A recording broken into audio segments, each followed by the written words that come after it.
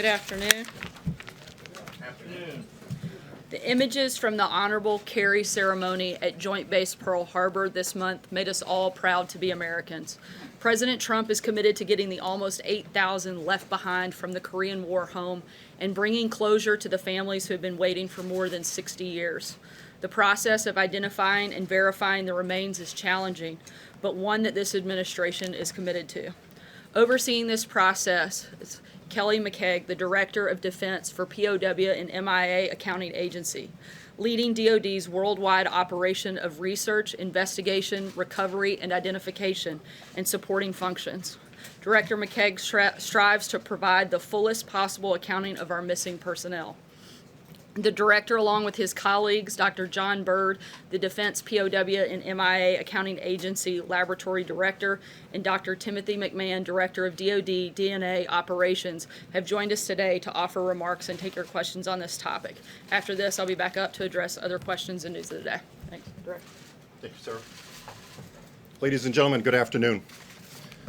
The August 1st repatriation and homecoming in Hawaii of the remains of the Korean War unaccounted for was a poignant manifestation of the commitment secured by President Trump and pledged by Chairman Kim at the Singapore summit. For the families of the 7,700 still unaccounted for from the Korean War, this first step in fulfilling this commitment has undoubtedly provided a seed of hope. Last week, over 700 of these family members gathered in Arlington, Virginia, to receive government updates, and they were resoundingly appreciative of the successful advocacy of the President and his administration. Two of those family members who attended, Charles and Larry McDaniel, were the recipients of the dog tag their father, Master Sergeant Charles McDaniel of Indiana. It was a sole personal effect returned by the North Koreans. The remains of those 55 cases are well into the painstaking, multifaceted analyses by Dr. John Byrd and his forensic science team in Hawaii, and in the coming weeks, Dr. Tim McMahon and his dedicated DNA specialists in Delaware will begin their meticulous testing. The mettle of our scientists and the capabilities of our labs will be challenged, but in the months and years ahead, they will make identifications from these remains and give families long-sought answers. We are guardedly optimistic the 1 August repatriation is the first tangible action of others with which we will be able to account for more of our missing from the Korean War. The second aspect of the Singapore commitment was the recovery of remains in North Korea, which DPRK officials reaffirmed last month. We are in the midst of exploring next steps as well as discussions with the Korean People's Army for the express purpose of resuming joint field operations and having additional repatriations. But our mission to search for, find, and account for missing Department of Defense personnel from World War II through Operation Iraqi Freedom is one not limited to the Korean Peninsula. Today, 186 personnel from DPA and private partners are deployed in 7 nations, and yesterday, 50 of those members returned from Laos and the Philippines. Our global mission is humanitarian in every respect, because the impact of a missing American to their family is not constrained by time or generations, and it leaves an enduring pain and void. This is why former enemies like Vietnam use cooperation on the POW-MIA mission as a bridge to normalization and today's thriving bilateral relationship with the United States. The fact that the United States of America vigorously pursues the fullest possible accounting of our missing reflects our values as a nation. This sacred obligation, if not moral imperative, remains a high priority for the Department of Defense. Inherent to the exceptional teamwork, resources, and resoluteness provided by multiple agencies is a solemn vow that those who were sent off in harm's way and are missing will not be forgotten, and their families will receive answers to their decades of uncertainty. My colleagues and I welcome your questions. Gentlemen, I was with President Clinton in 2000 when he went to a place in Vietnam, north of Hanoi, where one of these recovery efforts were underway, so I have some familiarity with this. Even there, when things are discovered, it takes a long time to establish the trail forensically. I'd like to ask you both, what condition are the remains or the parts of remains you've received so far, and how challenging will the forensic work be ahead? Are you a long, long way, or was what you received something that gets you close to identifying and confirming? We would characterize the preservation of the remains as moderate to poor as a general consideration. However, what our lab specializes in is making identifications in circumstances where you have very little to work with. And so I'm confident that we're going to do well with the remains in these 55 boxes over the coming months and maybe the next several years. When you look at what's at stake, we're going to be doing a lot of DNA sampling. And that's what Dr. McMahon's lab does, is they process the samples and then they go into a mass database where they can be compared to all of the other samples that we've generated from remains from North Korea, and also compared to the family members. And so it takes some time to get the samples processed through the lab at AFMES. It takes some time to get them into the mass comparison, but once they're in there, we'll start looking for the quick identifications that can be made where you have compelling matches that show themselves early on. We also look for comparisons to dental records that can be distinctive. We look for individuals that are unusual in the sense of being very tall, very short, very old. Anything that distinguishes somebody, we can usually get a good clue and identify them faster. But because of the preservation of the remains, that will just sort of guide the kinds of methods that we can bring to bear on the case. And the case will be very DNA intensive in terms of the way that we're going to go about this. And the number 55, is that, what does that number represent? And It's is the that number of 55 boxes. individuals? No, it's the number of boxes that the remains came in. And at no time did we expect there to be one body, one box, nor did the North Koreans try to pitch it that way to us when we were in Wonsan. John? Mr. Director, thank you. What type of certainty do you have that the remains that the North Koreans have handed over to the Americans are that of missing Americans, as opposed to other nationalities that fought alongside the Americans during the Korean War? We have a high confidence. So in the early 90s, for 5 years, the North Koreans would repatriate unilaterally remains that they had recovered. Out of those 208 boxes over those 5 years, we estimated, after DNA sampling, 400 individuals. Now, from that, 200 were Americans. So the likelihood is, you're correct, there may be some of UN sending forces, there may be some South Korean soldiers' remains, as well as Chinese and North Korean. But our laboratories, both DNA and the forensic laboratory, have the technology and the capabilities by which to differentiate those remains over the course of the next several years.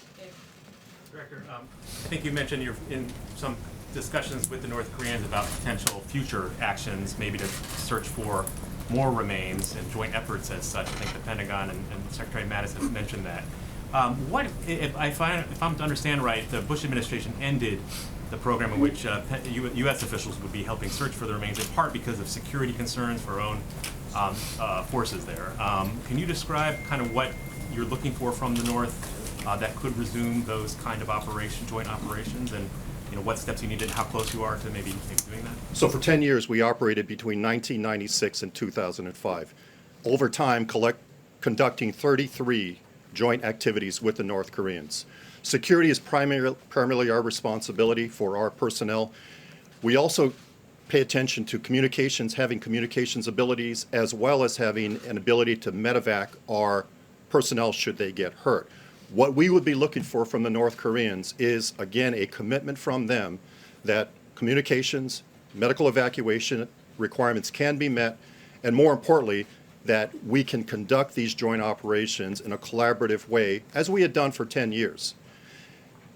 It all comes down back into 2005 to their behavior on the international stage. The president, rightfully so, was concerned that their nuclear activities, their missile activities, were countermanding and counterproductive to our joint operations, which is why we suspended. It's more the tone and the bigger geopolitical talks that are going on, or is it specifics about being in the field that you're really looking at right now? Both. So Secretary Pompeo, in getting a reaffirmation from the North Koreans last month, affirmed that they do want to establish communications with us and to conduct joint operations. We have not started those negotiations. We will do so. It is on a separate track. However, as you well pointed out, it could be drawn into the greater geopolitical stream. But for now, we're treating it as a military-to-military contact, but more importantly, as a humanitarian endeavor that's separate and distinct from anything else. And by the way, the 45 countries that we work with all rightfully recognize this as a humanitarian endeavor, including countries like Russia and China, where we have tremendous cooperation with them. John? Thank you, Sarah. Gentlemen, the recent death of former Congressman Bill Hendon of North Carolina brought back a lot of the rehashing of serious charges he made that those who were in Vietnam, either as prisoners or dead, were not fully accounted for. Has the book finally been closed on those Americans who served in Vietnam and were prisoners of war? It has. So right now there are close to 1,600 that remain missing and unaccounted for. Within that set of unaccounted for is what we call last known alive. It's a small subset of individuals who, for whatever reason, were seen alive at a certain point during the war and remained unaccounted for. Our priority with the Vietnamese is to get at that subset, small subset. I think it's down to 25, not necessarily prisoners of war, but again, last known alive at the time that they were seen. Take one last question, Brian. Real quick, of the remains in the 55 boxes, can we confirm for a fact that all of them are human remains, or are we still questioning that? Yes, we did a cursory inspection of the remains in Wonsan before we loaded them onto our military aircraft, just to ensure that at least some of what was in each box was human. When we got to Osan in South Korea, we spent 2 days going through every box in detail, conducting what we call a field forensic review. Purpose of that review is to ensure that every item is consistent with being human, and if there were any animal remains, we would have culled them out at that point. As it was, we did not find any animal remains. Do we have any idea how many people that we're looking at yet? No, we don't. There is a scientific process to estimate that, and I wish it were very fast, because I think a lot of people would really like to know. The families would love to know that information, but unfortunately, it's going to take months of analysis to start to get a refined estimate. Sorry, just one last question. Sarah, thank you. Do you have a timeline for bringing back more remains? And can you characterize what it has been like to work with the North Koreans on this particular part of this process? Have they been working with you in good faith at every step of the way? Okay, so the first question is, as Mr. McKeag mentioned, we're in the process of planning next steps, so we can't say we have any timeline today for bringing back more remains. We're hopeful that we will be in the not too distant future. I will say, though, in terms of having worked there, I worked there in the past during the 1996 to 2005 years. I spent a lot of time in the field there. And then I went into Wonsan with our team on July 27th, and there was a very different feel to it this time. It was a much more friendly, welcoming, and collegial approach this time compared to the way it used to be. Thank you, sir.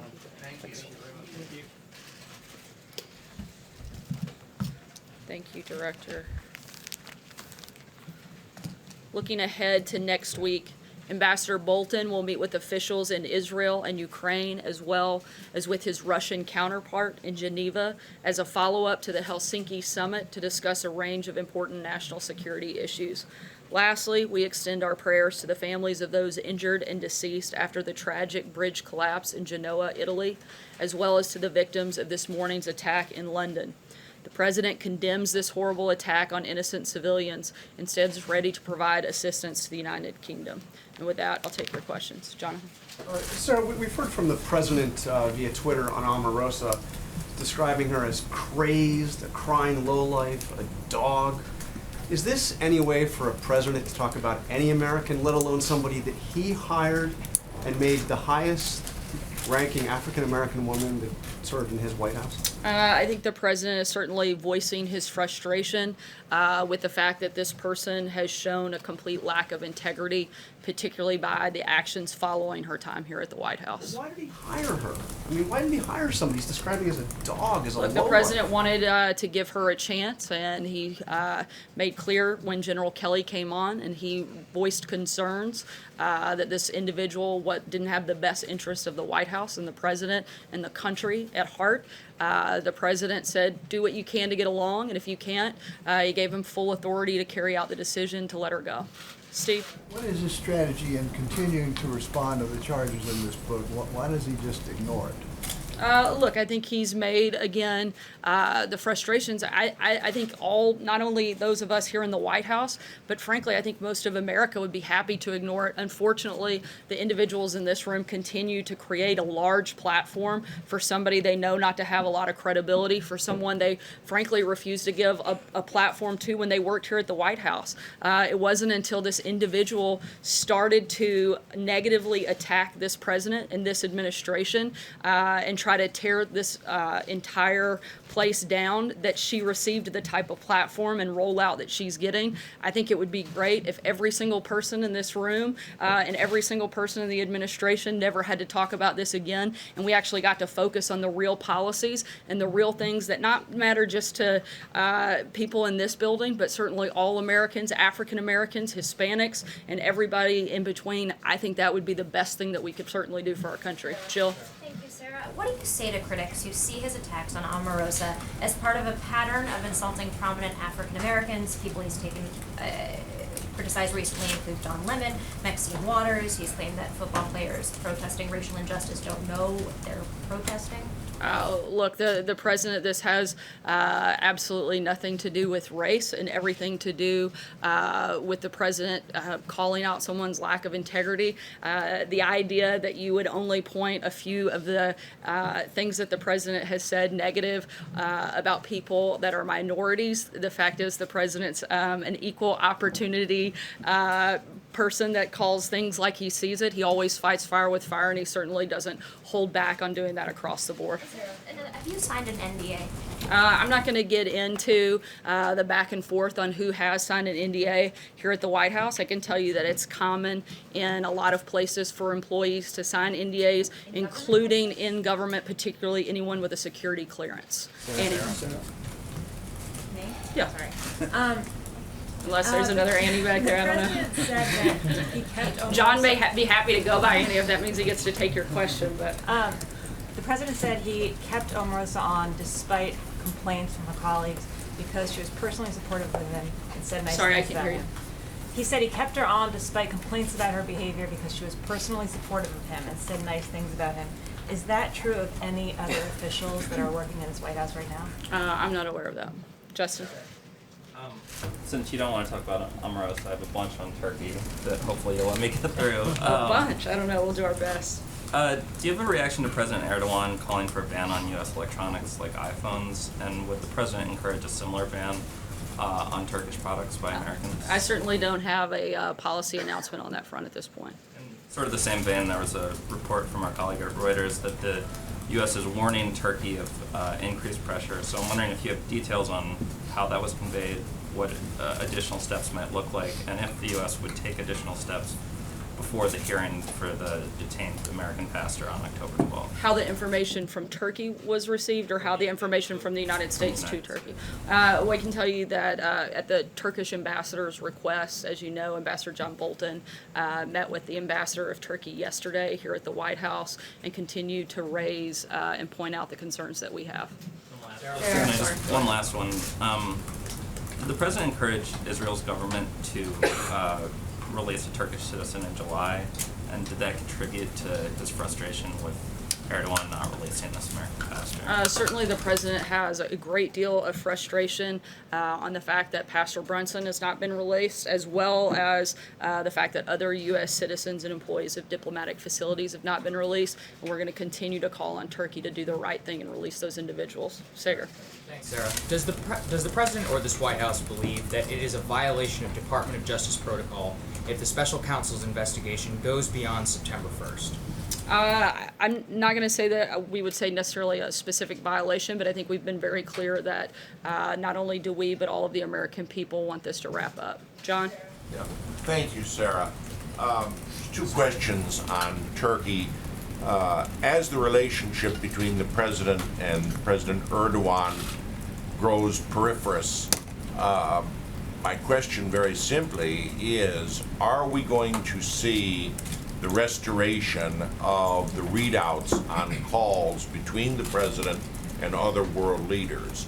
That was terminated on the day after President Erdogan's election, and although we know that the president made a congratulatory call to him, there's been no readout since. Is that going to be restored? Certainly, we'll continue to keep you all posted, not just on calls with Turkey, but other head of state calls as well, and provide readouts when we have them. Dave? Thanks, Sarah. The Taliban in Afghanistan this week has been on a surprise offensive. They've killed about 100 Afghan security forces, a couple dozen civilians, as far as we know. The president was visiting with the 10th Mountain Division yesterday at Fort Drum. They've served in Afghanistan. Does this new offensive, is he still committed to his strategy that he outlined a year ago for Afghanistan, or does this new offensive give him the idea that maybe a different approach might be needed? Certainly no announcements or changes in policy from the president's rollout last August. Kristen? Sarah, have you asked the president if he's ever used the N-word? The president addressed that question directly via Twitter. I'd refer you back to him. I can certainly say I've never heard him use that term or anything similar. Have you asked him directly, Sarah? The president, I didn't have to because he addressed it to the American people all at one time.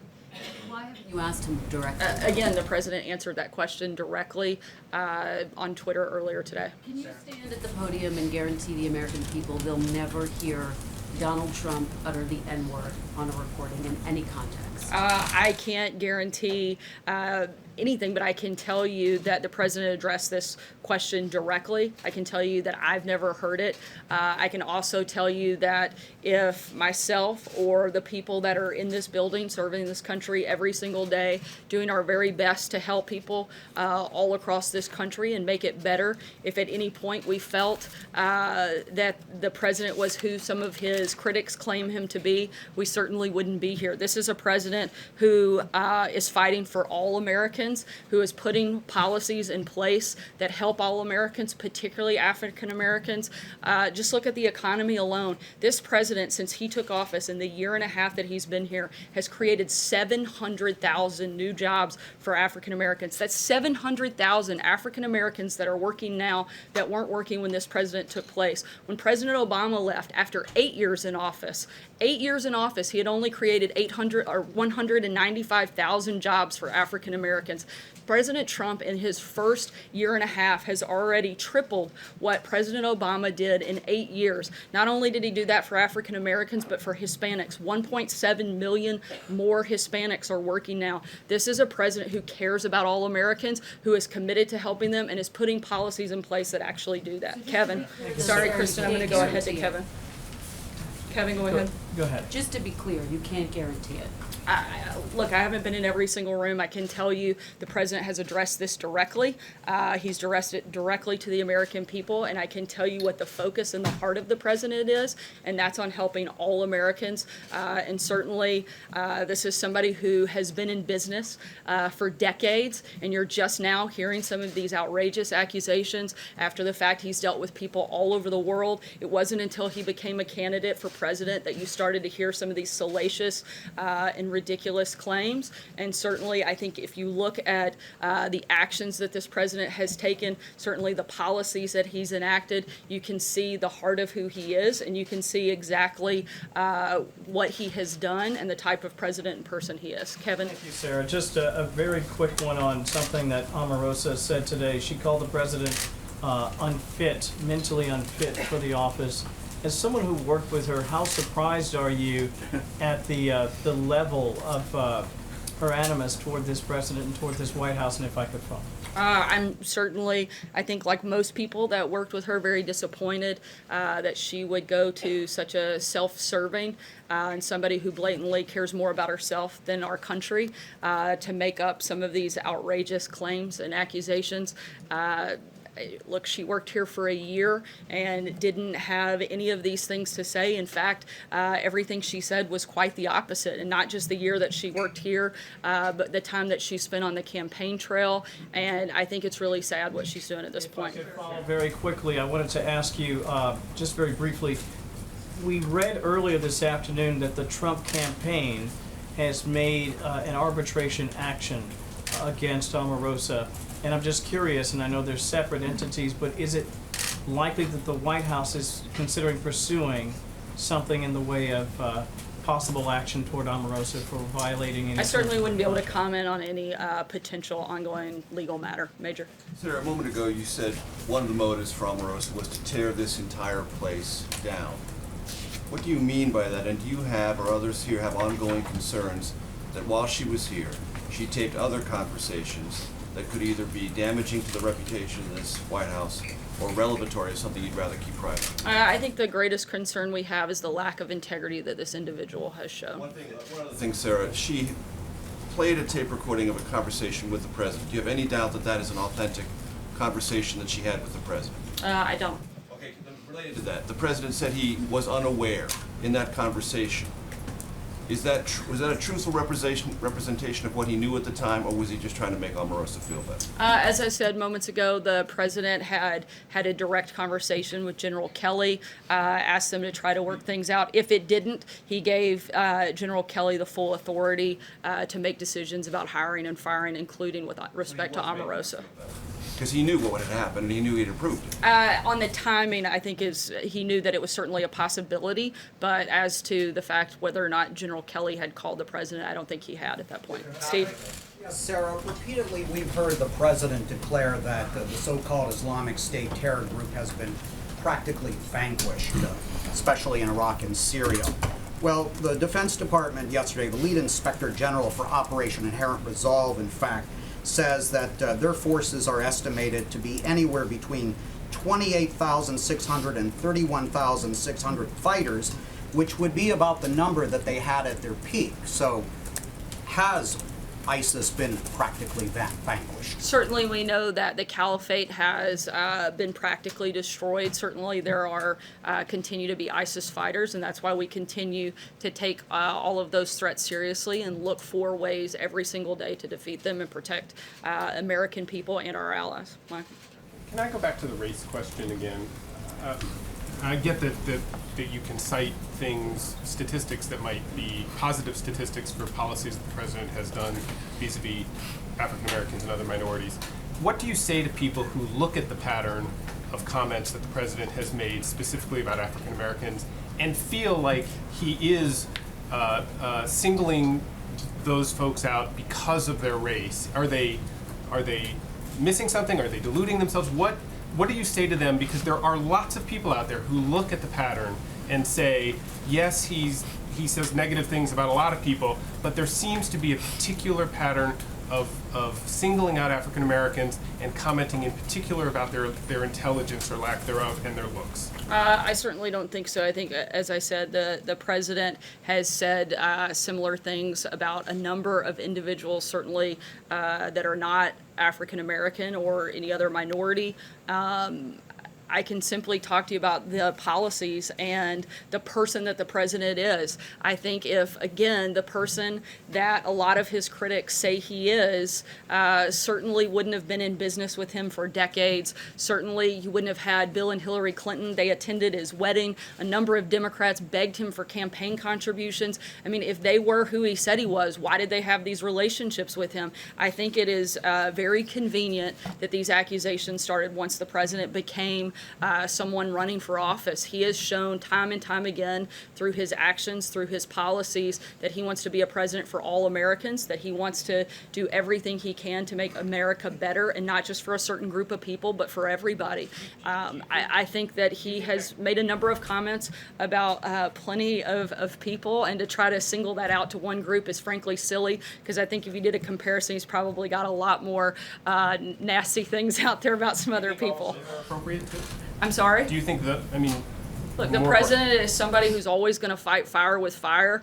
This is something that isn't new, and it's something the American people knew when they voted for him, and they overwhelmingly elected him to be the president of the United States. And since he took office, he has governed in a way that is helping all Americans. Frankly, if we want to look at who's creating divisions in the country, I think the media has done more to divide this country, certainly far more than this president ever has, by elevating people like the author of this book, by focusing on a sparsely attended rally instead of all of the policies that this administration and that this president are enacting that are helping people not just on the economy, but on school choice, on prison reform that's disproportionately affected African Americans and Hispanics. This is a president who is governing to help all Americans, and I think we'd all be better off if the media gave that just a little bit more attention.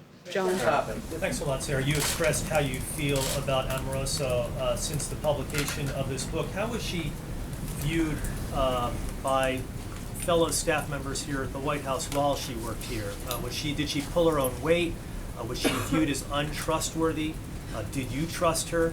I'm just trying to get a sense about whether your view of her has changed with the publication of this book.